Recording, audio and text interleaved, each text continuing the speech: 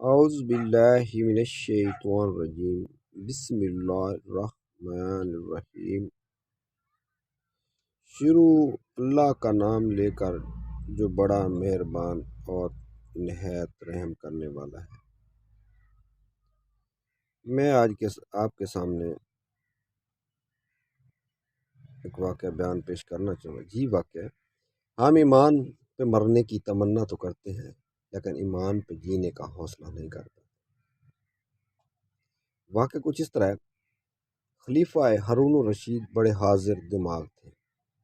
ایک مرتبہ کسی نے ان سے پوچھا، آپ کبھی کسی کی بات پر لاجواب بھی ہوئے؟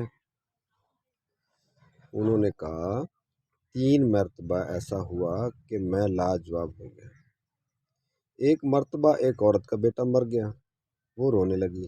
میں نے ان سے کہا کہ آپ مجھے اپنا بیٹا سمجھیں اور غم نہ کریں۔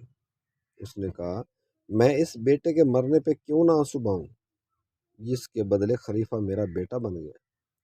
دوسری مرتبہ مصر میں کسی شخص نے حضرت موسیٰ ہونے کا دعویٰ کیا۔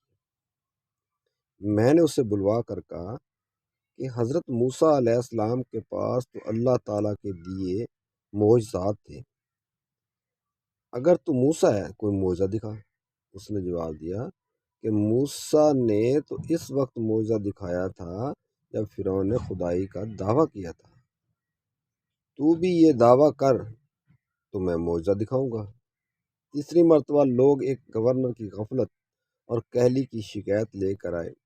میں نے کہا کہ وہ شخص تو بہت نیک، شریف اور ایماندار ہے۔ انہوں نے جواب دیا کہ پھر آپ اپنی جگہ اسے خلیفہ بنا دیں تاکہ اس کا فائدہ سب کو پہنچے۔ باحوالہ کتاب الزکیہ ابن جوزی۔